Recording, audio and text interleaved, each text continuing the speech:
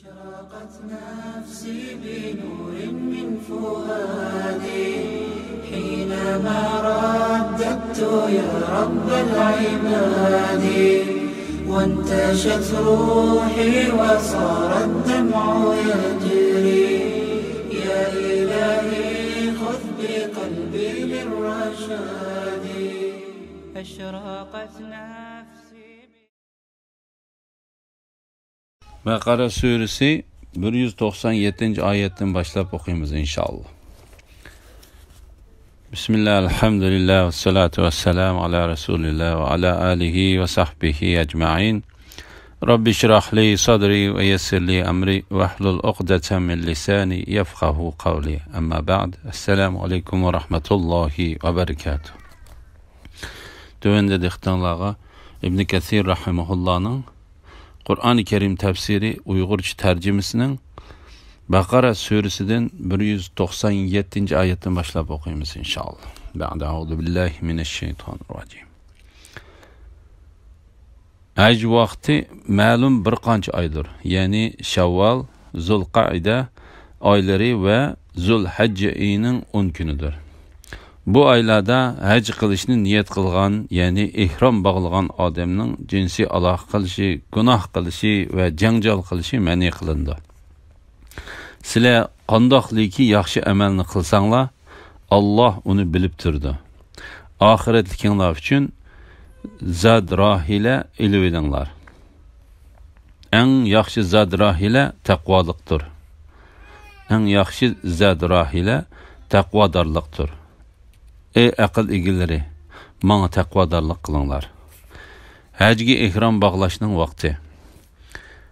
Hac vaqti ma'lum bir qancha aydır. Yani Şevval, Zulqa'ide ayları ve Zulhacc ayining 10 günüdür. Yani hajga ihrom bog'lash hajning oylaridan boshqa oylarda durust bo'lmaydi. Bu söz İbn Abbas radhiyallohu anhuma, Jabir, Ata, Tavus ve Mücahid qatorliqlardan rivoyat qilingan.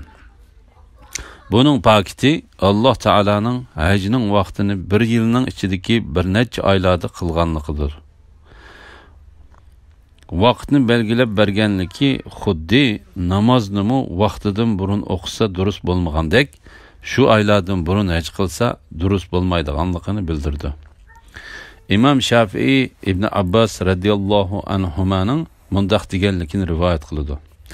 Allah Taala'nın hac vaqti ma'lum bir qancha aydır, yani Şevval, Zulqa'ide ayları ve Zulhacc aylarının 10 gündür degan oyatiga asosan bir kishining hajga haj oylaridan boshqa oyda ihrom bog'lashi durust emas. İbn Huzayma İbn Abbas radhiyallohu anhumaning shundaq deganligini rivoyat qildi. İbn Mardavi Jabir radhiyallohu anhudan Payg'ambar alayhissalomning bir kishining haj oylaridan boshqa oylarda hajga ihrom bog'lashi durust emas deganligini rivoyat qildi. Haj oylari. Haj vaqti ma'lum bir qancha oydir. İmam Buxoriy İbn Umar radhiyallohu anhumaning mundaq deganligini rivoyat qildi. Hajning oylari Şevval, Zulqa'ida va Zulhajjning avvalgi 10'udur. Bu hadisni İbn Cerirmu İbn Ömer'den rivayet kıldı. Hacning oylarının Şevval, Zulqa'ide ve Zulhacce'nin avvalki 10'u ikenligi Ömer Ali İbn Mes'ud radıyallahu anhu, Abdullah İbn Zübeyir İbn Abbas radıyallahu anhuma, Ata, Tavus, Mücahid, İbrahim, Nehai, Şa'bi, Hasan, İbn Sirin, Mekhul, Qatada, Zahhak, İbn Muzahim, Rabi İbn Anas radıyallahu anhu ve Muqatil İbn Hayyan qatorliqlardan rivoyat qilingan. Bu aylarda hac qilishni niyat qilgan, yani ihrom bog'lagan odam bu ayet hac qilmoqchi bo'lgan odamning ihrom bog'lashining zarurligini va hajni ihrom bilan tamomlashning vojibligini ko'rsatib berdi. Ali ibn Abu Talha bu oyatning ma'nosi haqida İbn Abbas radhiyallohu anhumaning mundaq deganligini rivoyat qildi. bir kishi hajga yoki umraga ihrom bog'lasa, ata bu oyatdagi farz degan ihrom bog'lash deganlikdir, deydi. İbrahim, Zahhak va boshqalardanmi shuning o'xshash rivoyat bayon qilindi. Haj mezgilida jinsiy munosabat o'tkazishning ma'ni qilinganligi. Bu oylarda haj qilishni niyat qilgan, ya'ni ihrom bog'lagan odamning jinsiy aloqa qilishi, ya'ni hajga yoki umrga ihrom bog'lagan kishi jinsiy munosabat o'tkazishdan yiroq bo'lsin. Shuningdek, ayol kishini quchoqlash, so'yish, u yer bu yerlarni silashdek havasini qo'zg'aydigan ishlarni qilish va ayollarning oldida buningga munosabatli so'zlarni qilishmi cheklangan. Ibn Jarir Nafi'dan Ibn Umarning mundaq deganligini rivoyat qildi. Odatdagi rafasa degan so'z ayollarga yaqinchilik qilish, ya'ni jinsiy munosabat o'tkazish va ayollik munosabat to'g'riliq so'z qilishni o'z ichiga oladi. Tavus mundaq deydi. Yuqoridagi so'zning ma'nosi bir kishi ayoliga sen ihromdan chiqsang, sen bilan bir yerda bo'lsam degandek so'zlarni qilishi deganlikdir. Nurg'unlagan olimlardanmi u so'zning ma'nosi jinsiy munosabat o'tkazish yoki ayollarga aloqador so'zlarni qilish deganga o'xshash rivoyatlar qilindi. Undaqda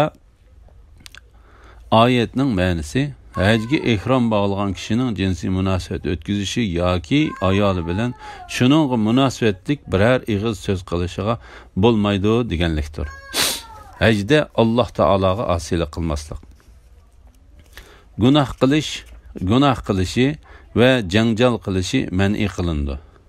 Bu oyatdagi fusuq degan so'zning ma'nosi haqida Muqsim va boshqalar Ibn Abbas radhiyallohu anhumaning mundaq deganligini rivoyat qildi. Yuqoridagi vala fusuqa degan so'zning ma'nosi Alloh taolo cheklagan ishlar degan bo'ladi. Ata, Mujahid, Tavus, Ikrima, Said ibn Jubayr, Muhammad ibn Ka'b, Hasan, Qatada, İbrahim Naxai, Zuhri, Makhul, İbn Abban, İbn Rabi, İbn Anas, Ata ibn Yasar, Ata Khurasani, Muqatil ibn Hayyan qatorliqlarmi bu so'zning ma'nosini Ibn Abbasga o'xshash bayon qildi. İbn Vahib Yunus'dan Nafi'ning mundaq deganligini rivoyat qiladi. Ibn Umar oyatdagi vala fusuqa degan so'zning ma'nosi haramda Alloh taolaning cheklagan ishlarini qilish deganlik bo'ladi dedi. Ba'zi olimlar bu so'zni boshqa ma'nolarda tushuntirdi. Lekin to'g'risi Alloh taolaning cheklagan ishlarini degan ma'nodir. Payg'ambar alayhisalom bu vaqtda mundaq deydi. Bir kishi hajga ihrom bog'lab, jinsiy munosabat yoki uningga munosabatlik ishlarni qilmay, Alloh taolo osiylik qilmay haj qilsa, u kishi gunohidan onasidan tug'ilgan kuniga o'xshash poklanadi. Haj mezgilida jidal majra qilmaslik va janjal qilishi ma'ni qilindi. Ibn Jarir bu so'zning jidal degan ma'nosi haqida Abdulloh ibn Mas'ud radhiyallohu anhuning mundaq deganligini rivoyat qiladi. Sen hamrohing bilan u ochiqlab qolg'uchilik takallashma. Muqsim va Zahhak Ibn Abbas radhiyallohu anhumaning shuning o'xshash deganligini rivoyat qiladi. Uningdan boshqa nurg'unlagan olimlardan bu so'zning ma'nosi yuqorida so'zlangan ma'noda rivoyat qilindi. Hajda yaxshi ishlarni qilishga rag'batlantirish va haj safarida ozuqliq ilib olish to'g'risida. Sizlar qandoqliki yaxshi amalni qilsanglar, Alloh uni bilib turdi. Ya'ni Alloh taolo yuqorida bandalarni yomon so'z va yomon harakatlardan cheklagan bo'lsa, bu yerda yaxshi ishlarni qilishga rag'batlantirib, o'zining u ishlarni bilib turg'ichi ekanligini va qiyomat kuni shu ish uchun ularga to'liq mukofot beradiganligini bayon qiladi. Oxiratlikinglar uchun zod rahila ilvilinglar, eng yaxshi zat rahila taqvodorlikdir. İmam Buxoriy va Abu Davud İbn Abbas radhiyallohu anhumaning mundaq deganligini rivoyat qiladi.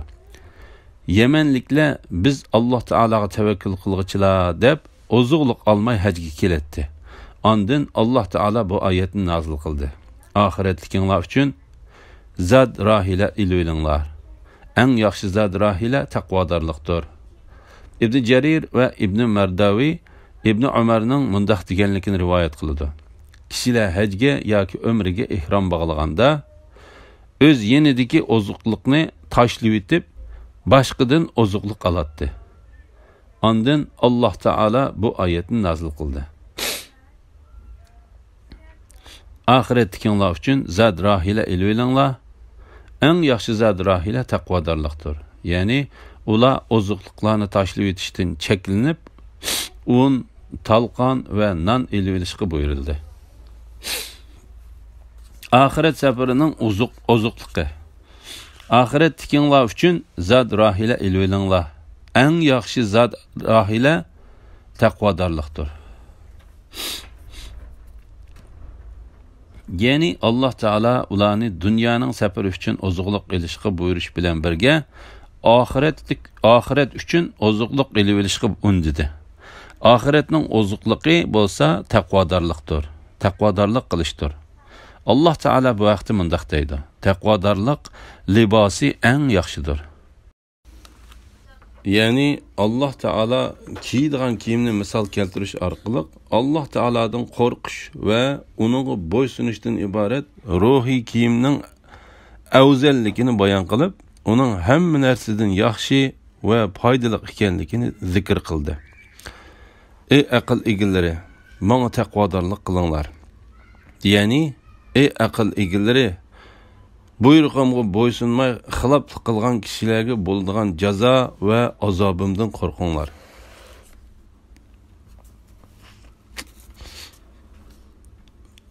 Rabbinglardan haj mavsumida tijorat va boshqa ovqat orqali rizq talab qilinglar. Rizq talab qilsanglar, sizlarga hech gunoh bo'lmaydi. Arafatdan qaytgan chig'inglarda Mash'ar haramda, ya'ni Muzdalifada Allohni yod etinglar. Alloh sizlarni hidoyat qilganlik uchun uni yod etinglar. Ilgari sizlar haqiqatan gumroh edinglar. Ya'ni Alloh sizlarni hidoyat qilishdan ilgari gumrohlar qatorida edinglar.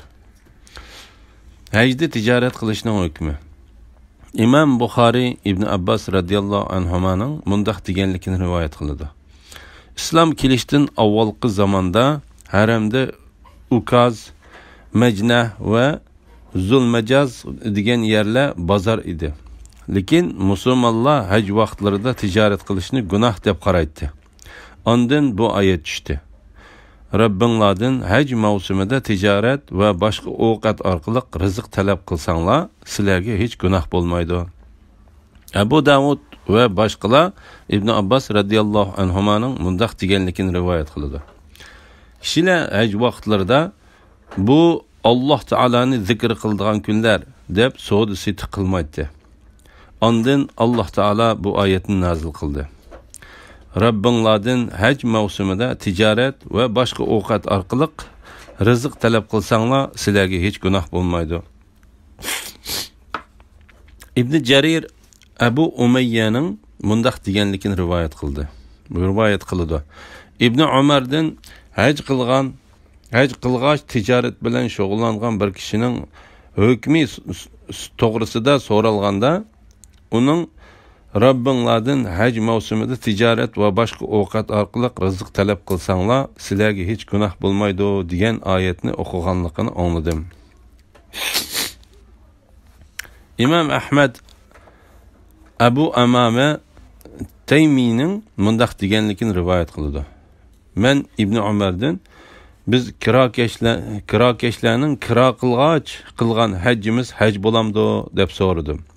U bizden sizlar Ka'bani tavob qilmamsizlar, Arafatga kelmamsizlar, shaytonga tosh atmamsizlar, chechinglarni tushirmamsizlar deb so'radi.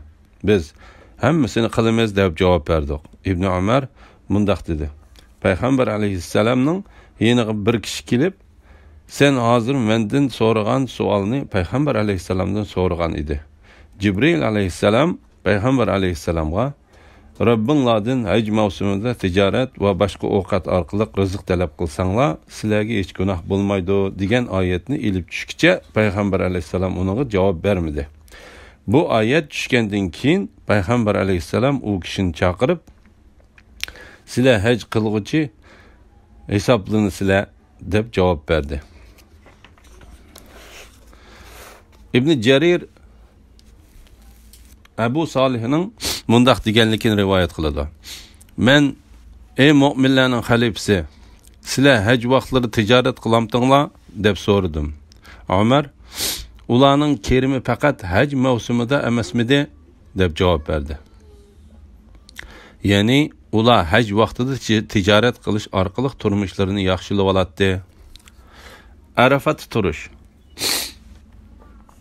Arafatdan qaytgan chig'inglarda Mash'ari haramda, ya'ni Muzdalifada Allohni yod etinglar. Arafat haj faoliyatlari ilib beriladigan o'rinlardan biri bo'lib, Arafat turish asosli haj faoliyatlaridir. Shuning uchun Imom Ahmad, Abu Davud, Tirmizi, Nasa'i va Ibn Majah qatorliqlar Abdurrahman ibn Ya'mar Deylining mundaq deganligini rivoyat qiladi. Men Payg'ambar alayhissalomning 3 qitim haj degan Arafat turishdir. Bir kishi Hayit kunining tengi etishdan burunqi vaqtda Arafatda tursa, u kishi haj qilgan bo'ladi. Minada turadigan vaqt 3 kun bo'lib, bir kishi 2 kun turib aldirab kirib ketsimi, uningga hech qanday gunoh yo'q. Bir kishi qaytib ketishni kechiktirib 3 kun to'liq turib etib qaytib ketsa, uningga hech gunoh yo'q deganligini angladim. Arafatda turadigan vaqt Arafat kuni, ya'ni Zulhajja oyining 9-kuni. Quyosh tushdan qayrilgandan boshlab ertasi tong yorug'ichi bo'ladi. Payg'ambar alayhissalom bu haqda mundaq deydi. Bir kishi Zulhajja oyining 10-kunining tengi yorishdan burun Arafatda tura olgan bo'lsa, u kishi haj qilgan bo'ladi. Agar u kechisi turgan bo'lsa, masalan 9-kuni namoz mag'ribdan keyin turgan bo'lsa, uningga muayyan bir vaqt turish vojib bo'lmaydi. Ammo 9-kuni quyosh egilgandan keyin kunduz vaqtida turgan bo'lsa, uningga kun kirib ketkichilik turish vojib bo'ladi. Chunki Payg'ambar alayhissalom umrining oxirida qilgan hajda Arafatda zuhurni o'qib bo'lgandan keyin kun kirib ketkichi turib, sizlar mendan o'zinglarning haj ishlarini bilib olinglar degan edi. Urva ibn Muzris ibn Harisa ibn Lamiltayning mundaq deganligini rivoyat qildi. Payg'ambar alayhissalom namozga fajr namozi bo'lishi mumkin. Chiqay deb turganda men Muzdalifaga ya'ni uning yeniga yetib kelib, uningdan: "Ey Alloh taolaning payg'ambari, men Tayyi degan tog'dan keldim. Safarimda mingan ulug'imni g'ardirib etdim. O'zimni bak yerib ketdim. Allohning nomi bilan qasam qilamanki, yo'lda oldimga uchirganla tog'da turib keldim. Mening qilgan hajjim haj bo'lamdi?" deb so'radim. Payg'ambar alayhissalom: "Bizning bu nomimizga fajr bo'lishi mumkin. Bizning bu namozimizga fajr bo'lishi mumkin. Qatnashgan va biz bu yerdan qo'g'linib bo'lg'icha biz bilan birga turgan, buningdan, ya'ni Muzdalifaga kelishdan burun Arafatda kechisi bo'lsin yoki kunduz bo'lsin turgan kishining qilgan haji to'liq bo'ladi. U kirini tozlasin, ya'ni ehromdan chiqqandan keyin sochlarini va tirnoqlarini olsin deb javob berdi. Abdurrazzaq Arafat deb atalganligi to'g'risida İbn Jurayj va İbn Husaybdan Ali ibn Abu Talibning mundaq deganligini rivoyat qiladi. Alloh taolo Jibril alayhisalomni hajning ishlarini o'rgatish uchun İbrahim alayhisalomning yiniga avatdi. Jibril alayhisalom uning bilan billa haj qilib Arafatga kelganda İbrahim alayhisalomga Arafatni tanidingmi dedi. Chunki İbrahim alayhissalom Arafatga buningdan burun bir qitim kelgan edi. Shuning bilan u yer Arafat, ya'ni tonishliq joy deb atilib qoldi. Arafat Mash'aril Haram, Mash'aril Aqsa va Ilal degan ismlar bilan atiladi. Arafatning o'ttirsidagi tog' Rahmat tog'i deb atiladi. Arafat va Muzdalifadan qaytishning vaqti. İbn Hatem İbn Abbas radhiyallohu anhumaning mundaq deganligini rivoyat qiladi. Islom dini kelishdan burun Arafat turgan kishilar quyosh xuddi kishilarning beshidagi sallallarga o'xshash tog'ning cho'qillariga kelganda qaytib tushadi. Islom kelgandan keyin Payg'ambar alayhissalom Arafatdan qaytib tushishni quyosh kirib ketkicha orqaga kechiktirdi. İbn Mardawining rivoyatida mundaq deyildi. Payg'ambar alayhissalom Arafatdan tushishni quyosh kirib ketkicha orqaga kechiktirdi.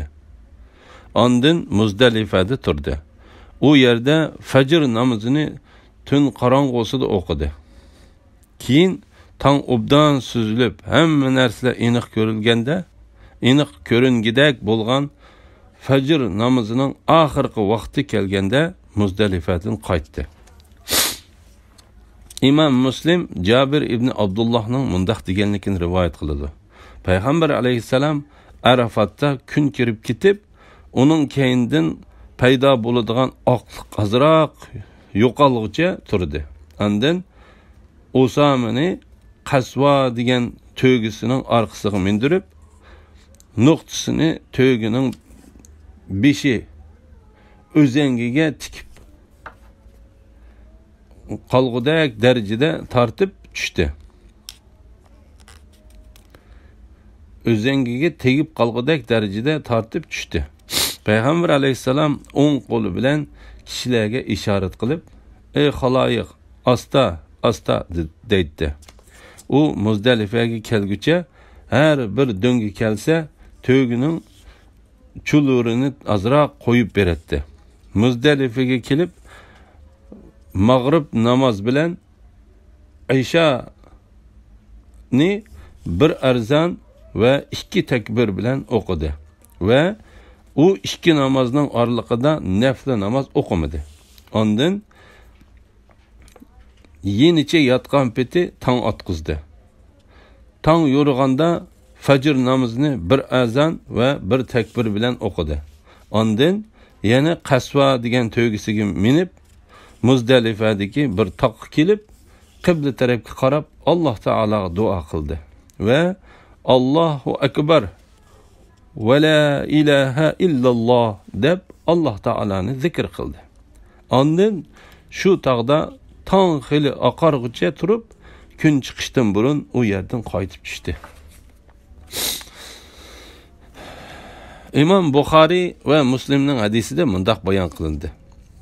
Usama ibn Zayddan Payg'ambar alayhissalomning Arafat va Muzdalifadan qaytib tushganda qandoq mangdiganligi haqida so'ralgan edi. Usama Payg'ambar alayhissalom normal mang'atdi. Agar kishilar shalong yerini topsa, tezroq mang'atdi deb javob berdi. Agar kishilar shalong yerini topsa, tezroq mang'atdi deb javob berdi. Mash'aril Haram to'g'risida Abdurrazzaq Salimdan İbn Umar radhiyallohu anhumaning mundaq deganligini rivoyat qiladi. Muzdalifaning hammasi Mash'aril Haram hisoblanadi. Hashim Hajjajdan Nafi'ning mundaq deganligini rivoyat qildi. Ibn Umardan Alloh taolaning Arafatdan qaytgan chig'inglarda Mash'aril haramda, ya'ni Muzdalifada Allohni yod etinglar degan oyatidagi Mash'aril haram to'g'risida so'ralganda Ibn Umar u Muzdalifadagi tog' va uning atrofi deb javob berdi. Ibn Abbas radhiyallohu anhuma Sa'id ibn Jubayr, Ikrima, Mujahid, Suddi, Rabi' ibn Anas, Hasan va Qatada qatorliqlarning Mash'aril haram Muzdalifadagi ikki tog'ning oralig'idagi bir o'rin deganligi rivoyat qilindi. Imam Ahmad Jubayr ibn Mat'amdan payg'ambar alayhissalomning mundaq deganligini rivoyat qildi. Arafatning hammasi turadigan o'rin, Arafatning hammasi turadigan o'rin. Sizlar Arafatdagi o'runa degan yerdan yiroq bo'linglar. Chunki u Arafatning tavalligiga kirmaydi. Muzdalifaning hammasi turadigan o'rin. Sizlar Muzdalifadagi Muhassir degan o'rindan yiroq bo'linglar. Chunki u Muzdalifaning tavalligiga kirmaydi. Makka yo'llarining hammasi mol bo'g'izlaydigan yer. Ya'ni Makkaning qaysi yerida mol bo'g'izlasa bo'laveradi. Alloh sizlarni hidoyat qilganlik uchun uni yod etinglar. Alloh taolo bu oyatda haj faoliyatlarini xuddi burun Ibrohim alayhissalomga bildirganidek bayon qilish bilan birga o'zining ularga bergan ne'matini eslatmoqda. Shunga Alloh taolo mundaq deydi: "Ilgari sizlar haqiqatan gumroh edinglar." Ya'ni Alloh sizlarni hidoyat qilishdan ilgari gumrohlar qatorida edinglar. Alhamdulillah, Alloh shukrlar bo'lsin. Shuning bilan yuqorida Baqara surasining tafsiridan 198-oyatgacha angladinglar. Oxirini keng qitimliq o'qishimizni davomlashtiramiz inshaalloh. Va oxiru da'vana alhamdulillahi robbil alamin. Assalomu alaykum va rahmatullohi va barakatuh.